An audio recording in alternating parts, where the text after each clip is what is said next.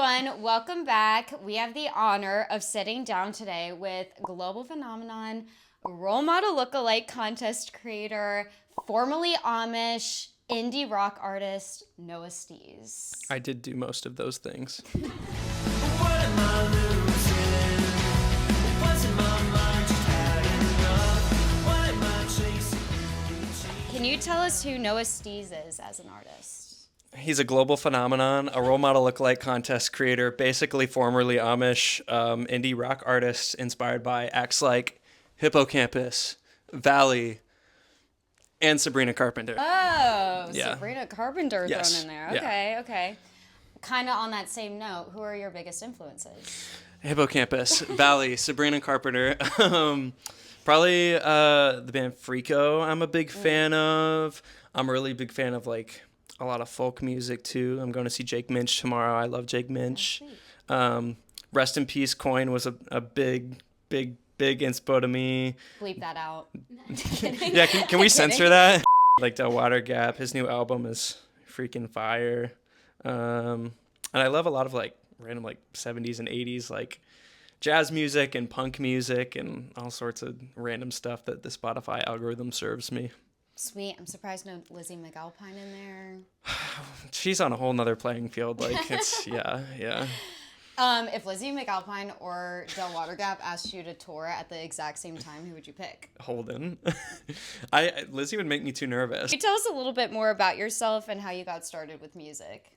Yeah, so I grew up in the church.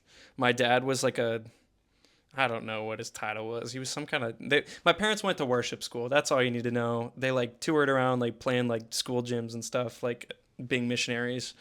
And so I grew up around like a lot of like Christian rock music, mostly Switchfoot. Shout out Switchfoot. And like I fell in love with them and like Owl City as a kid because that was like Christian enough that I could listen to it. And I was like, wow, I like rock music and I like electronic music. This is crazy. What does this mean? And I like started playing guitar in church and stuff. And then at some point I found Foster the People through a video game. And that led me to like a host of other bands through like, I think it was the Pandora algorithm.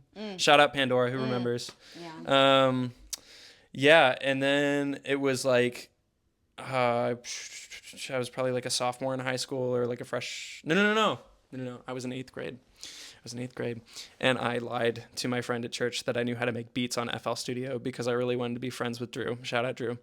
I am now friends with Drew after I lied about being able to make beats. But I went home and I taught myself how to use like a DAW. I taught myself how to make like songs. And then one day I was riding on the bus and I heard the song Falling for the Wrong One by Dreamer Boy. It's very specific. And I was like, this sounds like the beats I've been making, but like with words over it. And it's like, no shade to Dreamer Boy, but I was like, I feel like I could do this. Like, this isn't that crazy. Like, he definitely made this in his bedroom. It's funny saying that now because I've like met the people that made that song and it was definitely not made in a bedroom. But no, I like went home and I was like, I'm gonna sing on my song. And I made this song called Narrow and I made a little music video for it at Disney World, which I went to the next day.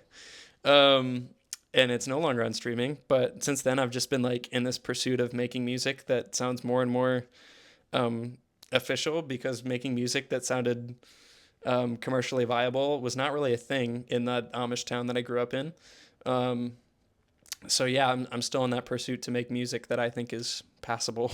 Yeah. Your new EP, Giant, is coming out on November 21st. It will be out by the time this comes out. And fans have already gotten a taste of it through the 3 singles you've released so far. How do those tracks set the tone for the full project, and what can listeners expect from the songs they haven't heard yet?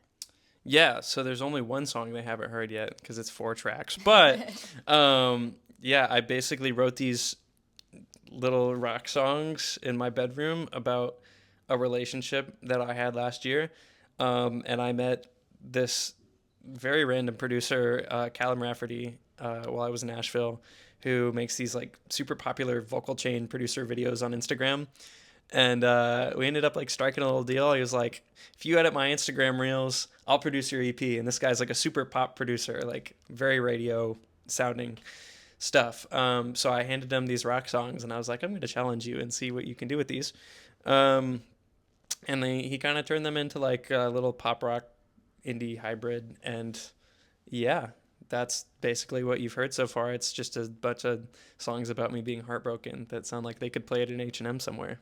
Sounds great. Yeah. Paul and I have had it on repeat so far. Today I caught him singing one of your songs in Let's the bedroom. go. That's awesome. Sorry, Paul. Totally Love you, just Paul. exposing you right now. Your visuals for this project have been really cool and engaging so far. How do they tie into the sound and the themes of the music? And what does your creative process look like when you're bringing those visuals to life? Yeah, so the whole EP kind of had this tinge of like, I wanted to go with the indie sleaze thing, but I didn't want to be on the nose about it because that's really popular right now, and I wanted to be kind of unique. And also, a lot of the demos I wrote were kind of inspired by these like late 70s, early 80s like punk songs, especially like coming out of California, and as well as like 2010s indie music. And so I wanted a way to kind of tie together those aesthetics, and especially with the late 70s thing, I came up with this idea to put buttons on the front cover. I thought it looked cool. I wanted all the visuals to be like super like film looking. So Zane Isom and I went out to Nashville and took a bunch of photos, and then I put the buttons over it, and now that's the look we're going for. So yeah, I love the buttons. It's super cool. thanks. Your debut album, Sun Gold, came out near the beginning of 2024. How has your sound developed since then with the new EP? Well, I'm not making music in my car anymore. Wow, That's really? cool. Yeah. Yeah. that's I cool. if for those of watching that don't know, that album was made in my car. It's a miracle it's still on streaming. It's a good album. I'm glad you like it. I'm glad you like it. It was ambitious. I'm shocked it was made in your car. I did not It know was that. ambitious. But yeah, all these songs were kind of made more in the studio. Still in my bedroom a little bit, but bounced between me and Raph in the UK. And, definitely had a lot more hands on them, being signed to a label now and those kind of things. So creating them was a much more, I would say, traditional, streamlined process. And I had access to a lot more equipment and stuff along those lines. So Yeah, awesome. That is so cool, though. I had no idea Yeah. it was in your car. I will sometimes play your songs because I can usually play them for the kid I nanny. I have clean songs. Yes. And he loves your first album. let's go. If Yeah, that. I'm a kid-friendly artist. I do not curse in my songs. For those who haven't heard your music yet but want to get familiar before the full EP drops, what should they listen to first? Hippocampus Valley or Sabrina Carpenter, maybe Del Watergap. Kind of the indie stuff that's going around right now. Especially, I think Del Watergap and Role Model are both probably pretty close comparisons. Yeah. I've been labeled as Del Watergap son as of recent, so I also have heard Fourth Wallow thrown around. Fourth Wallow has been thrown around as well. Yeah. I'm like a hybrid between Cole and Braden in some weird universe alternate timeline. That's what I've been told. So Yeah. I actually told that to Cole. I met him at Lollapalooza last year in line for the bar, and I was like, your fans really like me. Thanks for that. And he's like, oh, no problem, man. Wow, that's awesome. Yeah. I was really nervous. I was shaking.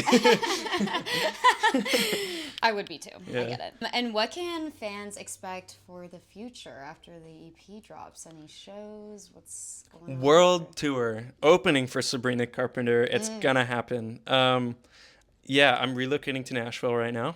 And I'm hoping that will allow me to make all sorts of cool new friends and write cool new songs and hopefully get on the road because I'm about to graduate college here. Touring is the goal. Awesome. Well, thanks Yeah. so much for sitting down with us today. That's all we have. But Of thanks for course. watching. Thanks for having me.